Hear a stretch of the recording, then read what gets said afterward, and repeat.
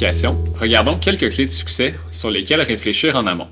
Ces clés vous aideront à imaginer un réseau de transport en commun cohérent et adapté à votre milieu. Les 4 clés de succès que nous aborderons sont les 7 besoins fondamentaux des usagers, le cocktail transport, mobiliser les forces vives et finalement développer le territoire en cohérence avec le transport collectif. Sans surprise, votre service devra répondre à des besoins concrets qui inciteront votre population à utiliser le transport en commun plutôt que la voiture. Un réseau optimal et attractif répond généralement à 7 besoins. Vous pourrez évaluer quels besoins sont les plus prioritaires pour votre population lors de la phase de consultation. Le premier besoin est que le transport en commun m'amène où je veux aller. Ce besoin renvoie à des paramètres comme la répartition des arrêts et la connectivité du réseau. Ensuite, le transport en commun doit m'amener quand je veux y aller. Ce besoin renvoie à la fréquence et à l'amplitude des plages horaires. Le troisième besoin est que le transport en commun soit une bonne utilisation de mon temps. Ce besoin renvoie au temps réel de déplacement, qui est notamment influencé par la distance des arrêts, la fréquence, l'amplitude des plages horaires et la fiabilité du service. Le quatrième besoin est que le transport en commun soit une bonne utilisation de mon argent. Ce besoin est lié à la tarification.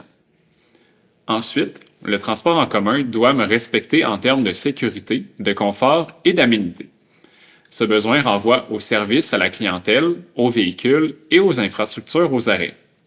Le sixième besoin est que le transport en commun soit fiable, au sens où j'ai confiance d'arriver à destination aux alentours de l'heure prévue. Ce besoin est lié à la fréquence, la fiabilité et la simplicité d'utilisation. Enfin, le dernier besoin est que le transport en commun me donne la liberté de changer mes plans.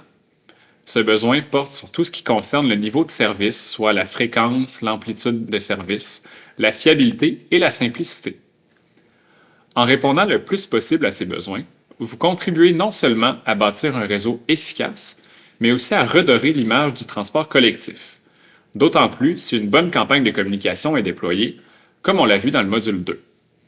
Vous aiderez ainsi à déboulonner le mythe voulant que le transport en commun n'est utile que pour les personnes n'ayant pas de permis de conduire ou de voiture, ou pour les personnes moins bien nanties. Dans la capsule précédente, nous avons discuté des usagers captifs et des usagers par choix. Pour un réseau de transport en commun qui soit inclusif et accessible, vous devrez bien sûr prendre en compte les besoins des usagers captifs. Mais pour bâtir un réseau compétitif, efficace et rentable, vous devrez aussi vous intéresser aux 7 besoins que nous venons de regarder. Vous avez sans doute remarqué que les cyclistes possèdent un fort sentiment d'appartenance vis-à-vis leur mode de transport, tout comme les personnes piétonnes. Votre objectif devrait être de bâtir une offre de service qui permet de susciter un sentiment semblable de la part des usagers du transport en commun. Nous avons déjà parlé de cocktail de transport lors du premier module. Il faut savoir que le transport en commun se veut généralement le maillon principal des modes de transport durables présents sur votre territoire. En effet, une personne qui utilise le transport en commun est inévitablement piétonne avant l'embarquement et après le débarquement. Elle peut même être une cycliste si des supports à vélo sont accessibles aux arrêts ou sur l'autobus, ou un automobiliste si des stationnements incitatifs sont disponibles.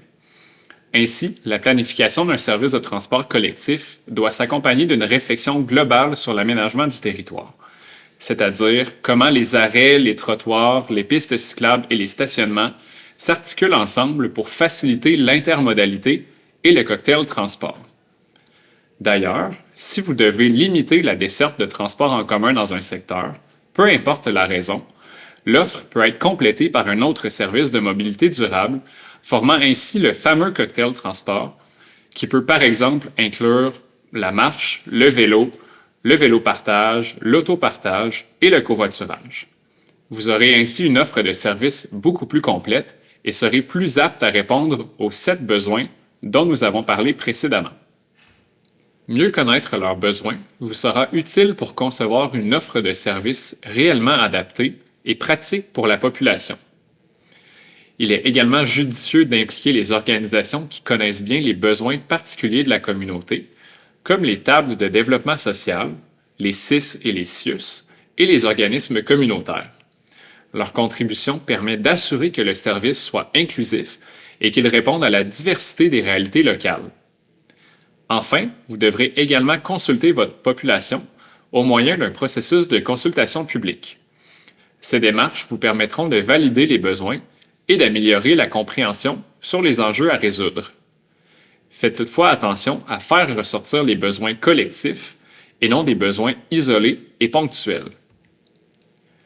Optimiser un réseau de transport en commun ou en implanter un de A à Z peut représenter un défi majeur.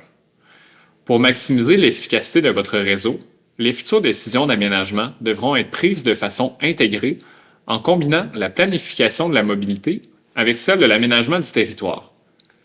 Les choix d'urbanisation, de densification et de localisation des services ont en effet un impact important sur la performance du transport collectif.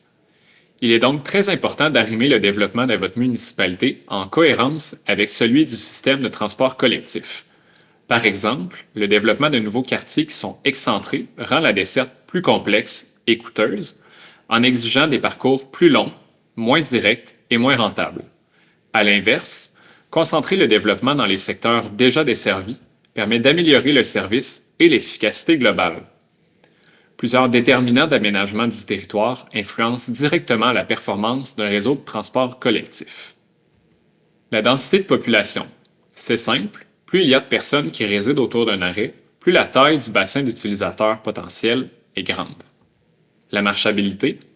Comme discuté plus tôt, chaque usager du transport en commun est un piéton avant et après son trajet en véhicule. C'est pour cela que l'accès depuis et vers les arrêts doit être sécuritaire, confortable et pratique. La compacité. Des distances trop longues réduisent la capacité de desserte. Privilégier le redéveloppement ou la densification des quartiers existants plutôt que la création de nouveaux secteurs éloignés du noyau urbain. La linéarité. Un réseau routier simple et continu facilite la planification des trajets et limite les détours, contrairement aux configurations sinueuses ou en cul-de-sac. La mixité des usages. Les quartiers ou les tronçons où il y a présence d'une mixité d'usages, donc résidentiel, commercial et de services, génèrent des déplacements dans les deux directions, optimisant ainsi la fréquentation des lignes. Pour orienter vos décisions, vous pourrez vous référer et potentiellement réviser vos outils urbanistiques et de planification qui sont à votre disposition. Plans et règlements d'urbanisme, zonage, lotissement, plan particulier d'urbanisme, PPU, etc. Ces leviers peuvent vous aider à créer un environnement bâti plus propice au transport en commun et à la mobilité durable. Pour cela, je vous recommande de consulter le guide urbanistique Mobilicité d'Accès Transport Viable. Bien que les recommandations soient spécifiques au transport actif, elles sont en très grande partie bénéfiques pour le transport en commun.